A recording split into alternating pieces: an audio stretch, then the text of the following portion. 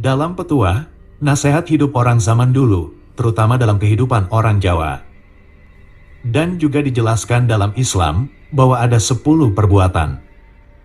Perbuatan yang bisa menimbulkan kualat, perbuatan yang bisa menimbulkan akibat buruk bagi pelakunya. 10 perbuatan yang bisa membuat orang yang melakukannya akan cepat meninggal. Jika tidak ingin cepat meninggal, maka sebaiknya hindari 10 perbuatan ini. Perbuatan yang pertama, yaitu orang yang suka menjadi calo tanah, orang yang menjadi makelar jual beli tanah. Ada istilah yang sering diucapkan oleh orang Jawa, bahwa orang yang suka menjadi calo dalam jual beli tanah, maka akan cepat ketimbun tanah, yang artinya akan cepat meninggal.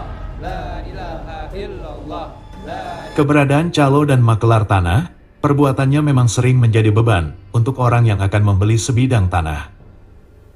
Orang yang akan membeli tanah harus menyiapkan biaya lebih untuk para calo dan makelar ini, padahal hanya sekedar memberi informasi, sekedar menunjukkan bahwa ada sebidang tanah yang akan dijual. Selain itu, calo tanah dan makelar tanah seringkali membuat urusan jual beli tanah menjadi rumit. Perbuatan yang kedua, yaitu orang yang suka mengungkit jasa. Setiap melakukan perbuatan baik, alangkah baiknya perbuatan tersebut dilakukan dengan ikhlas tanpa mengharap balasan dan tanpa mengharap pujian. Supaya di kemudian hari, tidak melakukan tindakan dan ucapan yang mengungkit jasa, tidak minta balasan dari perbuatan baik yang pernah dilakukan. Karena banyak orang yang selalu mengharap balas jasa dari perbuatan baik yang dilakukan. Bahkan ada juga orang yang mengharap keuntungan dari setiap perbuatan baik yang dilakukan. Ciri dari orang yang tanpa sadar dan sudah menjadi sifat karakternya, suka mengharap keuntungan dari perbuatan baik yang dilakukan adalah sebagai berikut. Biasanya sering menulis, suka memposting tentang kata-kata balas jasa di akun media sosialnya. Suka menceritakan, suka memamerkan dari setiap perbuatan baik yang dilakukannya.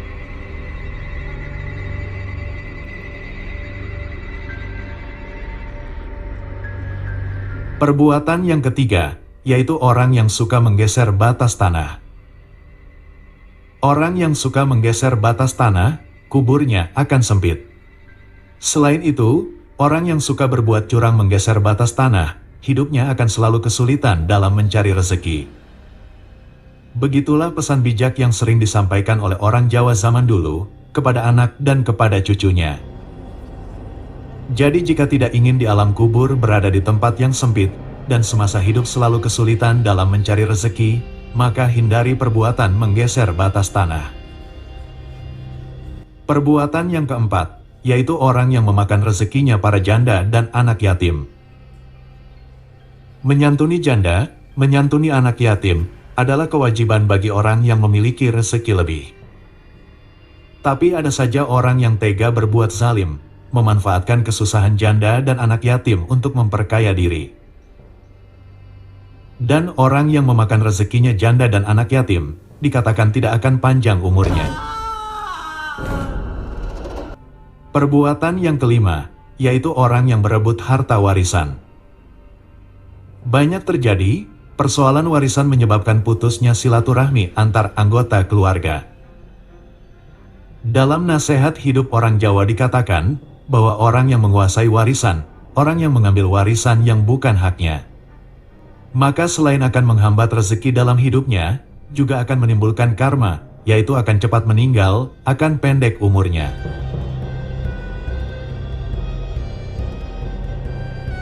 Perbuatan yang keenam, yaitu memiliki hutang lupa membayarnya.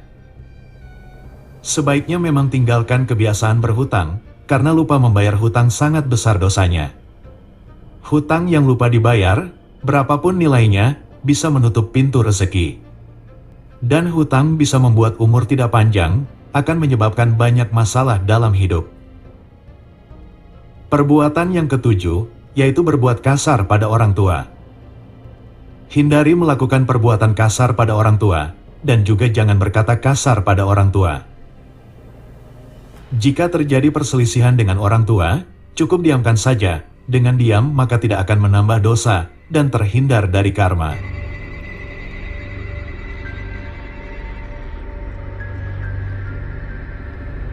Perbuatan yang kedelapan, yaitu meletakkan barang dan benda di jalan umum.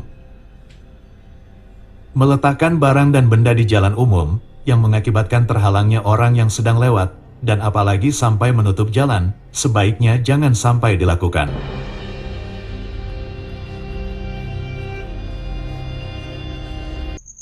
Perbuatan yang kesembilan, yaitu pedagang yang tidak amanah.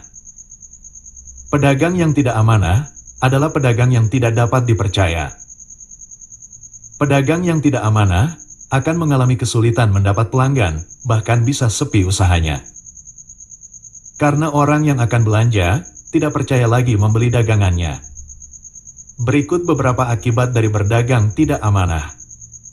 Kepercayaan pelanggan akan hilang, usaha dagangnya bisa ambruk, usaha dagangnya bisa bangkrut. Pembeli akan berpindah dan mencari penjual lain yang bisa dipercaya. Menurut Islam, berdagang adalah salah satu pekerjaan yang dianjurkan. Nabi Muhammad juga bekerja sebagai pedagang. Nabi Muhammad bisa sukses berdagang dengan rezeki yang penuh berkah. Dalam Islam, kejujuran dan amanah sangat ditekankan, dan barang siapa yang tidak jujur, tidak amanah dalam berdagang, maka mereka bukan golongan orang Islam. Dalam menjalankan bisnis, dalam menjalankan usaha dagang, Islam memberikan panduan yang lengkap untuk mencapai kesuksesan yang berkah. Pada saat berdagang dalam Islam diajarkan, tidak hanya sekedar mencari keuntungan semata. Berdagang dalam Islam adalah pekerjaan yang dihitung sebagai ibadah yang mulia. Ada 5 cara berbisnis, 5 cara berdagang yang baik dalam Islam. Berdagang dengan cara yang baik menurut Islam adalah berdagang yang mengikuti adab, mengikuti tata cara yang telah diajarkan dalam Islam. Adab tata cara berbisnis yang pertama, yaitu dalam melakukan kegiatan berdagang tidak mengambil keuntungan yang berlebihan. Islam memang menganjurkan umatnya untuk meraih keuntungan, tetapi tetap dalam batas yang wajar. Pedagang tidak boleh membuat pembeli merasa tertekan dan terpaksa membeli karena kebutuhan. Jika pedagang menjual dagangannya dengan harga yang mahal, karena tahu bahwa calon pembeli sangat membutuhkan barang yang dijualnya, maka penjual yang seperti itu dianggap telah bertindak zalim terhadap pembeli. Para ulama mengingatkan, sebaiknya penjual dalam berkegiatan jual beli memberikan kemudahan, kesantunan, dan kepuasan kepada pembeli. Walaupun keuntungannya sedikit, jika usaha tersebut membawa berkah, itu lebih diutamakan. Adab dan tata cara berbisnis yang kedua, yaitu tidak menjual barang yang bukan hak miliknya, tidak menjual barang yang tidak jelas asalnya. Islam menekankan kejujuran dan keadilan dalam segala aspek kehidupan, termasuk dalam perdagangan. Salah satu adab penting dalam jual beli menurut ajaran Islam adalah tidak menjual barang yang bukan hak miliknya, dan tidak menjual barang yang tidak diketahui dengan jelas asalnya. Adab dan tata cara berbisnis yang ketiga, yaitu barang yang dijual dapat diserah terimakan. Maksud dari barang yang diperjualbelikan harus dapat diserah terimakan, adalah bahwa jika barang yang dijual tidak nyata dan tidak jelas, maka transaksi jual beli dianggap tidak sah. Contohnya adalah menjual barang yang hanya ada surat-suratnya, tapi wujud barangnya tidak ada. Menjual barang yang barangnya masih dibawa orang lain, barang yang dijual tidak ada di depan mata. Transaksi jual beli semacam ini mengandung unsur gharar atau spekulasi. Oleh karena itu, jual beli seperti ini diharamkan karena barangnya tidak dapat diserah terimakan secara pasti. Adab dan tata cara berbisnis yang keempat, yaitu tidak menimbun dan tidak memonopoli barang tertentu. Islam melarang umatnya untuk menimbun dan memonopoli barang tertentu, dengan tujuan untuk kepentingan pribadi, dan supaya harga bisa tinggi. Adab dan tata cara berbisnis yang kelima, yaitu bersikap lemah lembut dan mempermudah. Dalam berdagang, penjual maupun pembeli harus saling bersikap lemah lembut, dan tidak keras satu sama lain. Pembeli tidak boleh mengurangi hak penjual, dengan menawar harga terlalu rendah, Jadi sebagai pembeli dalam Islam tidak diperbolehkan menawar barang dagangan terlalu rendah. Sedangkan penjual juga tidak boleh menetapkan harga yang terlalu tinggi. Itulah adab dan tata cara berbisnis yang diajarkan dalam Islam. Perbuatan dosa yang bisa membuat umur tidak panjang. Yang ke-10, yaitu tidak membersihkan jalan umum di depan rumah. Mungkin karena sering diberi nasihat untuk rajin membersihkan jalan umum yang berada tepat di depan rumah inilah, yang membuat jalan umum waktu itu selalu terlihat bersih.